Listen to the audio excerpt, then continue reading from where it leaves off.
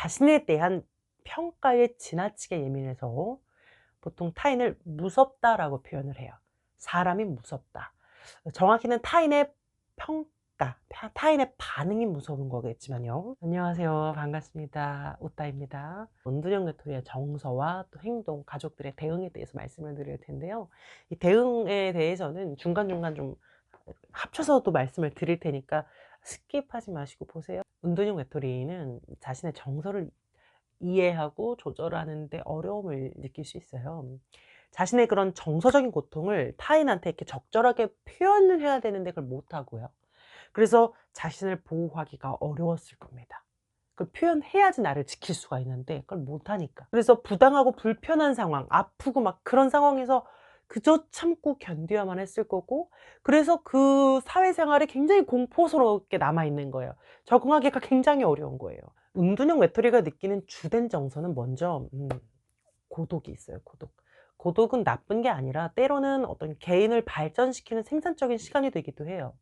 그러나 고독을 역기능적으로 경험하게 되면 외로움과 어떤 사회 단절로 인한 그런 큰 고통을 겪을 수 있어요. 이처럼 양면성이 있기 때문에 은둔형 외톨이라도 이 고독을 잘 활용해서 긍정적인 측면을 살린다면은 자기만의 능력을 발휘할 수 있죠. 이렇게 어떤 이득을 얻기 위해서 자발적으로 고독을 추구하는 것을 자기결정적 고독 동기라고 합니다.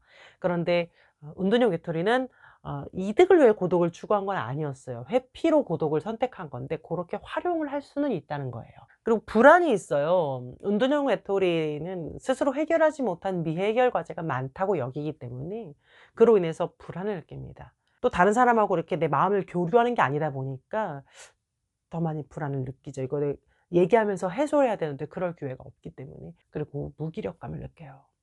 무기력은 이 어떤 일을 감당할 수 있는 기운, 힘, 에너지 이런 거 없다는 거죠. 치고 올라가 극복할 에너지가 없다. 특히나 학습된 무기력이 있죠. 내가 뭐를 이렇게 해결하고자 했어. 그런데 그 결과가 좌절됐을 때에 다음에는 아무런 노력을 하지 않으려고 하는 거예요. 그리고 감정 표현 불능증을 갖기도 합니다. 내 정서나 기분을 느끼지 못하는 게 아주 병적인 수준으로 간 거예요.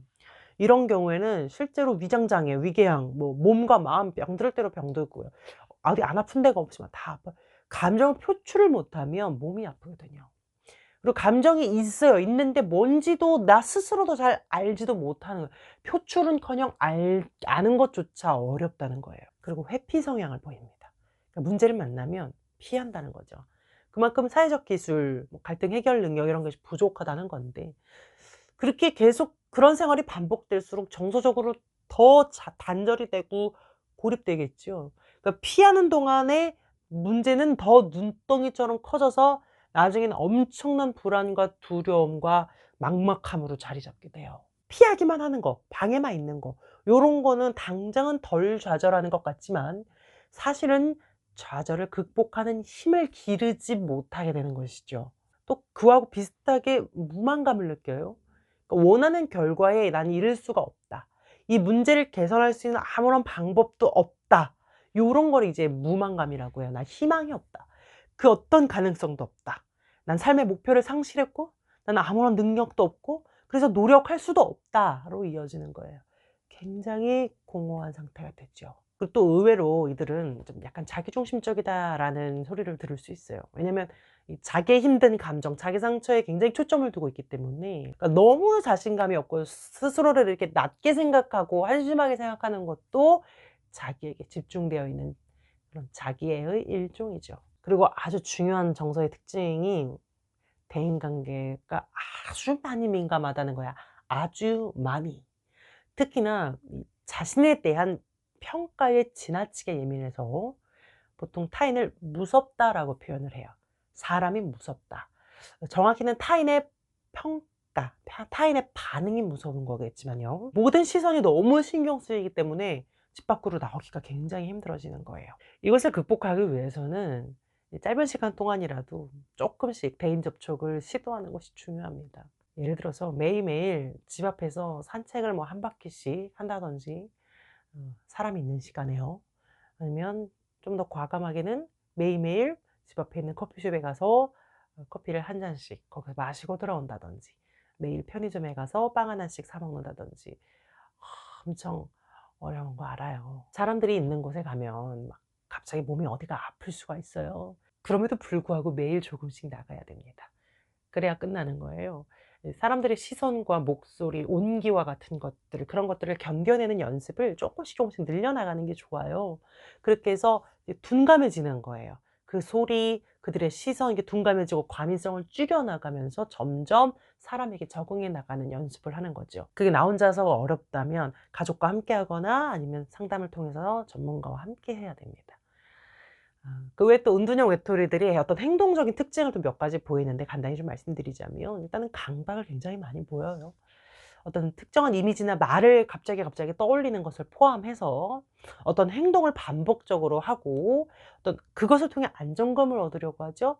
어떤 패턴을 계속 강박적으로 돌리기도 하고요. 꼭 자기 전에는 화장실을 몇 번 가는 어떤 루틴을 갖는다든지, 손을 몇 번 어떤 방법으로 씻어야 한다든지, 뭐 화장품을 놓는 순서는 이래야 한다든지, 어떤 하루 일과 패턴을 반드시 맞춰서 지켜야 한다든지 등등. 그리고 의외로 이게 자기 취미 생활을 꾸준히 할 수가 있어요. 하는 사람들이 꽤 있어요. 이것도 나름의 강박적인 것일 수도 있지만, 자기가 정한 규칙에 의해서 자기가 원하는 활동을 꾸준히 하는 경우가 있습니다. 그리고 퇴행을 보여요, 퇴행. 그러니까 자기가 소통을 하는 오직 한 사람이 있죠. 이들은 아무도 없거나 오직 한 명이 있는 게 86%라 그랬잖아요. 그러니까 내가 소통하는 오직 그 한 사람에게 퇴행을 해서 어린아이처럼 행동해요. 말도 어린애처럼 하고 행동도 응석 부리고 매우 의존적이고 이렇게 아이처럼 돌아가려는 행동을 보여요. 이럴 때는 어디까지 받아줘야 하는가? 그게 참 어려워요. 그러니까 지나치게 허용하고 받아주면 더 심해지고 더 밖으로 못 나올 수 있기 때문에요. 10대 이후에는 과도한 스킨십을 비롯해서 응석 부리는 거에 대응하지 말라고 얘기를 해요. 스스로 선택하고 판단할 수 있도록 이제 유도를 해주고 다 결정해주고 다 해주고 이렇게 하지 말라는 거죠. 특히나 이들은 좀 모자일체화라고 해 가지고요. 어머니하고 자녀가 한 몸처럼 심리적으로 묶여 있는 경우가 많아요. 그러니까 어머니들도 이들을 떼어내지 못하는 거예요. 그러니까 엄마가 준비 안 된 거예요. 자녀가 독립되기를 너무나 바라지만 자기가 못해요, 잘. 마음이 아파. 때로는 어미의 이 단호함이 새끼를 강하게 만들어요. 그래야 자녀가 스스로 살 길을 찾아요. 쉽지 않다는 거 알아요. 이건 부모가 자기 피부를 떼내는 거거든요. 쉽지 않아요. 하지만 할 수 있습니다. 할 수 있어요. 괜히 드리는 말이 아닙니다. 제 눈을 보세요. 너무 사이비 같았나? 이런 멘트 너무 사이비야. 또 한편으로 이들은 좀 폭력적인 행동을 보여요. 다 그런 건 아닌데 밖에서와 달리 집에서는 의지하는 사람에게 굉장히 까칠합니다. 이런 부분은 절대로 허용해서는 안 돼요. 폭력은 금지된 것이다. 말과 행동 다. 그걸 분명하게 전달해 주셔야 돼요. 근데 내 말을 귀뚱으로도 안 들어요. 그래도요. 그래도 똑같이 말씀하셔야 돼요. 음. 그리고 은둔형 외톨이도 외출이라는 걸 하거든요. 완전 칩거형은 거의 외출 안 하는 거고요. 제한 활동형은 잠깐씩 필요에 의해서 물건 사러 이렇게 외출하는 정도를 말해요. 그러니까 나의 취미 활동을 위해서 필요한 물건을 사러 나갈 수 있어요. 그렇지만 경제 활동을 하는 경우는 거의 없습니다. 그러니까 물론 경제 활동에 대한 필요성과 욕구를 분명히 느끼지만 어렵기 때문에. 그래서 아예 돈을 안 쓰는 쪽을 선택하죠. 그래 가지고 이 은둔형 외톨이를 둔 가족분들은요. 얘는 아무것도 안 해요." 이렇게 말하고 생각할 수 있지만 사실 그렇지 않을 수 있어요. 이들도 경제 활동하고 싶어요. 그리고 은근히 뭔가를 이렇게 꾸물꾸물 준비하고 있는데 말을 안 하는 것뿐일 수 있고요. 또 실제로 아무것도 안 하는 게 사실이라고 해도 마음은 그게 아니라는 거예요, 마음은. 하고 싶고 도움도 받고 싶어 해요. 다만 그걸 말하지 못할 뿐이에요. 그 얘기를 꺼내면 내가 괴로우니까, 이런저런 소리 들어야 되니까 때문에 아주 이 미세한 노력들을 해 나가고 있다라는 것에 대해서 인정해 주고 그 노력을 알아주는 태도가 필요합니다. 좋은 소리 해 줘도 반응은 무척 차가워요. 굉장히 부정적이고 절망적인 말을 할 겁니다. "아니 난 전혀 나아지지 않았는데.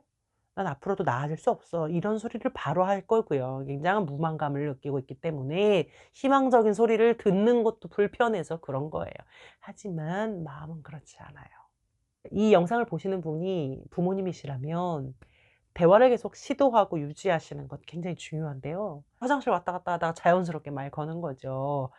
미래에 대한 막 불안에 대해서 이야기하지 마시고 현재 불안한 이야기를 하시는 게 좋아요. 내년에 막 5년 후에 이런 게 아니라 "오늘 잠 잘 잤어? 오늘 먹고 싶은 거 없니?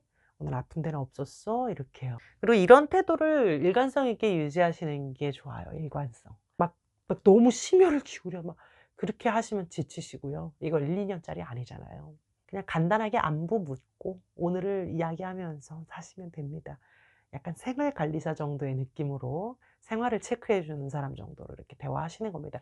물론 부모도 굉장히 두렵고 막막하기 때문에 '제가 언제까지 저럴 것인가.' 굉장히 막막하기 때문에 막 나도 모르게 언성이 높아지고 막 근본적인 네 문제에 대한 이야기를 막 하고 싶겠지. 하지만 그렇게 하는 순간 저 멀리 떠나가 버린다는 거. 그렇게 멀리 떠나가 버리면요, 다시 마음을 여는데 엄청 충분히 긴 시간이 필요하거든요.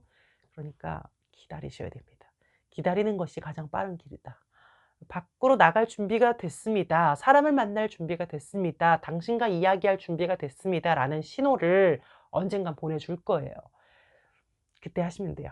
그리고 행여라도 이러한 현상이 너의 성격 때문이야. 네 그 과거 때문이야.'라는 어떤 그런 문제의 원인을 당신에게 당사자에게 돌려버리는 어떤 그런 말 꼭 조심하셔야 돼요. 엄청난 죄책감을 줄 수 있고 또 반대로 과잉 칭찬을 하면서 이렇게까지 칭찬할 일이 아닌데 막 엄청 과잉 칭찬을 하면 진정성이 없죠. 그다음에 그냥 부담을 느낄 수가 있어요. 그래서 부담 주지 않는 것도 굉장히 중요합니다. 또 상담받는 것도 좋은 방법이에요. 물론 쉽지가 않아요, 시도하기가.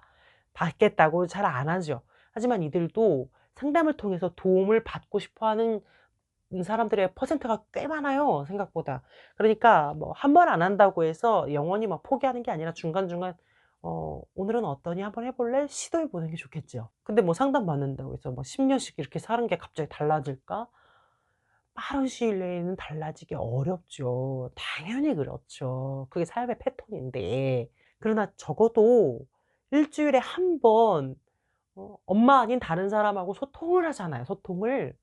그것만으로도 큰 의미가 있는 거예요, 그 자체만으로도. 꾸준히 상담을 받다 보면은 아주 미세하게 조금씩 변화가 나타날 수 있습니다. 본인은 모를 수 있는데 상담자가 느끼죠.